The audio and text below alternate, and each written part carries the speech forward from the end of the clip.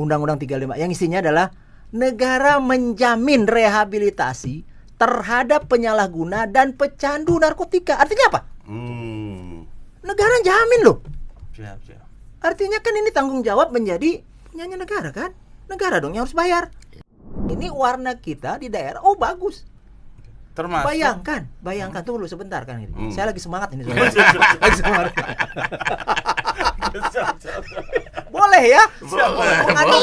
Boleh ya?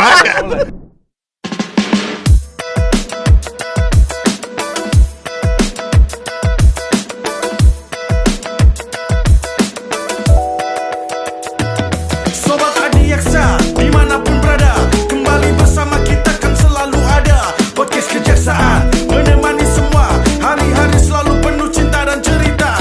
Bahas apa saja, semua selalu ada. Konten tentang hukum dan serba-serbi lainnya. Mari kita semua dengarkan sesama. Podcast Kejaksaan selalu ada untuk kita.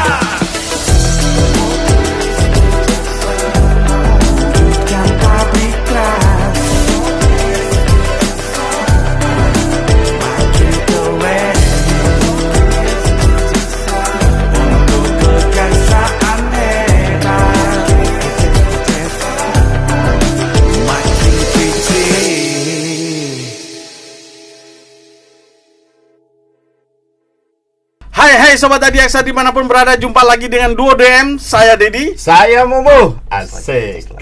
Alhamdulillah. Kembali kita hadir dengan program Bilik Penyuluhan Hukum Kejaksaan Republik Indonesia. Dan kali ini kita kembali menghadirkan salah satu narasumber hebat, Bapak Jenderal Bintang 2. Kalau kemarin kan jenderalnya satu. Sekarang Jenderal Bintang 2. Yang tentunya beliau punya keahlian di bidang narkotika. Wah, gawat ini. Saya bacakan dulu nih. Boleh. Kurikulum vitae beliau nih. Beliau ini adalah mantan atase perwakilan kejaksaan di Bangkok. Terus kemudian direktur hukum di BNN. Wih, ngeri nggak? Karu Hukum Kejaksaan Republik Indonesia. Kemudian pernah jadi Kajati di Sulawesi Barat. Betul. Dan terakhir, beliau saat ini menduduki narkotika dan zat adiktif lainnya. Kita tampilkan dan sambut beliau, Bapak Darmawel SHMH. Selamat datang Pak. Terima kasih. Tapi Mas Ded, kalau manggilnya Pak Darmawel kan kurang asik. Iya. Izin dulu, boleh nggak manggil Bang? Apa manggilnya Abang atau apa Pak? Udah. Gini, supaya kita lebih menyatu gitu lebih bersinergi. Siap. Karena saya orang Padang, maka panggil udah. Panggil udah. Supaya kesannya itu kita berada di tempat yang sama, volume yang sama, dan frekuensi yang sama. Makasih udah Dharma kan? Udah Dharma ya. Udah Dharma, cocok. Okay. Berbicara tentang zat adiktif dan penyalahgunaan narkoba, tentunya beliau pasti banyak tahu tentang itu. Nah, mungkin Pak Dharma Udah Dharma. Kali ini mungkin masyarakat harus tahu persis seperti apa dan perkembangan penyalahgunaan narkoba saat ini itu begitu tinggi. Dan apalagi masih di zaman pandemi ini, ngomong-ngomong informasinya masih tinggi. Tetap. Gitu. Jadi narkotika nggak berkurang, padahal berkurang. masa pandemi. Itulah. Terakhir juga artis ternama, tokoh ternama juga masih. Itulah. Makanya kita hadirkan Udah Dharma untuk menjelaskan bercerita yang minimal untuk sobat-sobat Adiaksa mengetahui apa sih itu narkotika, bagaimana penanganannya, bagaimana perkara-perkara yang ada di itu. Nah, beliau nanti akan menjelaskan. Oke, mungkin kita kasih waktu. Monggo, Pak. Silakan, Bapak. Oke. Sobat Adiaksa dimanapun berada, saya sebenarnya merasa sungkan juga nih ketika disebut oleh Duo DM Jenderal Bintang 2. Ini berat ini soalnya nih. Kalau jenderal ini berat banget nih soalnya.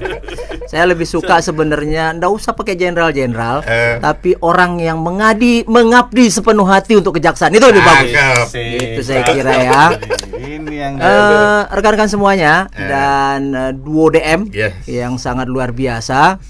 Energi, walaupun ini siang, tapi tenaga dan energinya masih luar biasa. Biasanya orang udah lemes jam segini, tapi Terlihat di sini duo DM ini masih sangat-sangat. Terima kasih.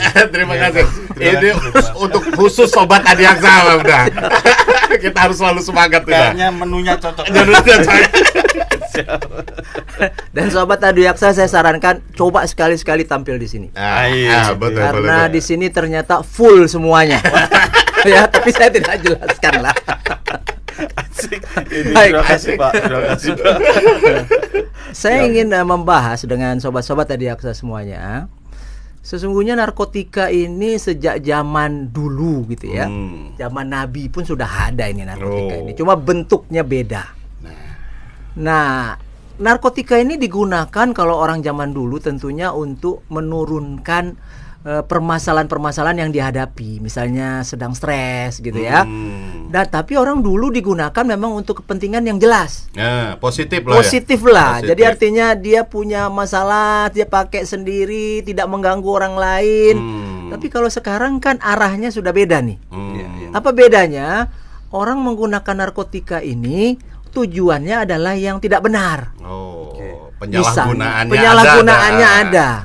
Misalnya saja dia tahu ada narkotika. Dia tahu juga bahwasanya punya masalah. Tapi kemudian dia pakai narkotika tidak sekedar sampai dia punya masalah. Dia sudah berpikir kalau saya jualan gimana ya? Kalau nanti udah jualan, kalau saya kira-kira kasihkan ke temen awalnya gratis, kemudian nanti saya minta duit gimana ya? Nah ini yang menjadi masalah narkotika ini sekarang. Ditambah lagi di zaman pandemi tadi ya. Di zaman pandemi ini ternyata kan orang tidak boleh keluar rumah kan ya. Di rumah lebih baik. Betul. Ya kan, jangan berkeluyuran kemana-mana. Ternyata diartikan oleh sebagian orang, ini di rumah lebih baik ini terus kita ngapain? Tidak ada yang dikerjain gitu. Oleh sebab itu, oleh sebab itu temannya telepon. Coba kau pakai ini. Kau bayangkan siapa saja bisa. Misal contoh gitu ya. Saya ingin membayangkan yang namanya Kang Dedi ini sedang melakukan sesuatu yang sifatnya menyenangkan hati saya. Bisa dibayangkan dengan narkotika. Atau agak yang lebih yang agak lebih sedikit miris gitu ya. Misalnya dia ingin membayangkan seorang artis yang cantik sekali. Meskipun ternyata ini sebelah kanannya nenek-nenek gitu misalnya. Mimpi. Ini bayangkan dia artis ini seolah-olah sedang dekat dengan dia, memegang dia, itu bisa dilakukan dengan narkotika. Tapi tentunya sebatas pengaruh dari narkotika habis. Kemudian juga ada beberapa hal sekarang yang terjadi menyangkut penggunaan narkotika ini. Orang-orang ini menggunakannya sebenarnya dalam taraf coba-coba. Itu yang kayaknya yang paling banyak. Itu yang paling banyak sekarang. Yang mereka ini sebenarnya tidak ada niat, tapi kemudian dipengaruhi orang lain, lingkungan sekitar, teman-temannya. Nah ini yang berbahaya sebenarnya. Jadi dari awalnya sedikit, akhirnya kan ketagihan tuh, kecanduan tuh. Mohon maaf. Kalau sudah kecanduan, maka semua yang ada di rumah hilang satu persatu. Jual barang, jual ini, jangan barang dong, nggak ada yang di. Ini nanti multi tafsir nih kalau barang. Harus disebut bendanya apa. Jual benda alatnya. Elektronik mungkin. Ini kan ini biasa barang ini kayak ini bahaya. Udah kalau udah itu udah takut juga kita melenceng kan. Udah. Sekarang kan udah ini kan Direktur Narkotika dan Zat Adiktif, berarti kan seluruh Indonesia lah ya, udah ya betul. Membawahinya. Sebetulnya perkara narkotika itu berapa persen sih Pak dari jumlah perkara yang ditangani seluruh Indonesia oleh Kejaksaan? Ini menarik nih. Narkotika ini terlihatnya kan senyap gitu ya. Tapi ternyata faktanya yang beredar gitu ya. Setelah kami tanyakan kepada kepolisian setempat seluruh Indonesia, kejaksaan setempat seluruh Indonesia, termasuk pengadilan seluruh Indonesia, maka perkara narkotika di setiap tahapan itu lebih dari 50%. Bahkan ada yang 75%. Bahkan saya pernah mendapati 90% kasus narkotika, coba bayangkan. Hanya 10% campuran yang lain-lain. Itu daerah-daerah tertentu. Daerah tertentu biasanya ya. daerah tertentu. Senyap ternyata luar biasa. Luar ya. biasa bahaya. Siap. Untuk sampai saat ini udah kita ngelihat bahwa kejaksaan sudah begitu tegas dalam tuntutan-tuntutan terhadap bandar Betul, narkoba. setuju. Saya lihat juga banyak yang hukuman mati. Perkembangan untuk bulan-bulan terakhir masih ada kah? Udah. Hukuman mati gitu ya. Khusus Sumatera Utara saja nih sudah 150. Wih, gila. Terhitung dari bulan Januari kemarin sampai Wiki, dengan sekarang catat baru ini. Sumatera Utara. Baru Sumatera Utara Belum 100. lagi kantong-kantong lain seperti di Aceh, Riau, Kepri, Lampung, Jawa Barat pun Banten, banyak. Jawa Barat.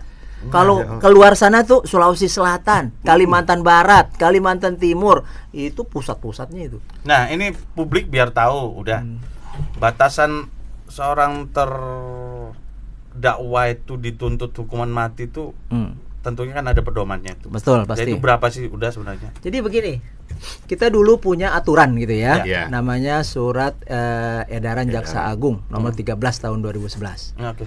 Tapi kemudian kita merasakan, pimpinan kita merasakan, terutama zaman Pak Jaksa Agung sekarang, kok kesannya kita itu tidak memberikan keluasaan kepada rekan-rekan Adiaksa untuk menentukan sikap. Kalau seperti ini keadaannya, segini barang buktinya, ini harus dituntut berapa nih? Kalau zaman dulu kita kayak disetir gitu. Ya. Jadi misalnya contoh nih ya, Ya. 0 sampai 20 kilo sabu, ya toh? Itu dijatuhi hukuman penjara. 20 sampai 40 itu seumur hidup. 40 ke atas mati. Iya, siap. Nah, jadi artinya seorang jaksa tidak bisa keluar dari konteks dia sebenarnya bawa sabunya 40 kilo nih. Tapi ternyata peran dia tuh sangat kecil banget gitu. Dia cuma ditelepon dong, tolong jemputin barang ya. Tapi dia enggak tahu barangnya apa. Dijebak lah ya. Dijebak lah misalnya. Pada saat seperti itu tentu dia kena dong. Betul. Seumur hidup kan. Seumur hidup. Tapi setelah jaksa melihat, loh ternyata peran dia itu bukanlah sesuatu yang besar. Iya. Dia bahkan enggak tahu sama sekali. Ketika dia suruh jemput segala macam, ini kan jadi pertimbangan dong. Iya. Kan kita adalah memberatkan dan meringankan. Iya. Orang yang dimanfaatkan Dimanfaatkan lah, ya dimanfaatkan lah, gitu kan. kan. Nah, akhirnya apa yang terjadi? Akhirnya orang ini ya terpaksa dituntut sekian lah. Iya. Oke. Nah, sekarang pimpinan kita mengeluarkan aturan, terutama zaman Pak Jaksa Agung yang sekarang, diberikan kebebasan kepada jaksa. Oke. Ada itu namanya regulasinya pedoman 03 namanya 2019. Monggo silakan untuk menuntut sesuai hati nuranimu. Hati nurani. Tapi tetap. harus dapat dipertanggungjawabkan. Bertanggungjawabkan. Betul. Tapi ternyata ini bermasalah juga. Hmm. Banyaklah terjadi disparitas tuntutan. Iya.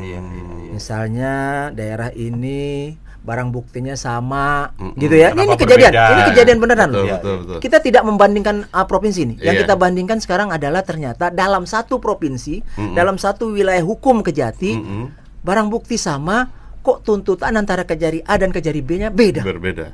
Nah, terus Itu terjadi gitu.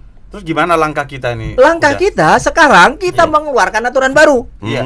Nah, ini nih. Namanya pedoman nomor 11 tahun 2021 masa saya. Oh. Yang isinya udah. Isinya tidak akan mungkin lagi terjadi disparitas. Disparitas. tuntutan.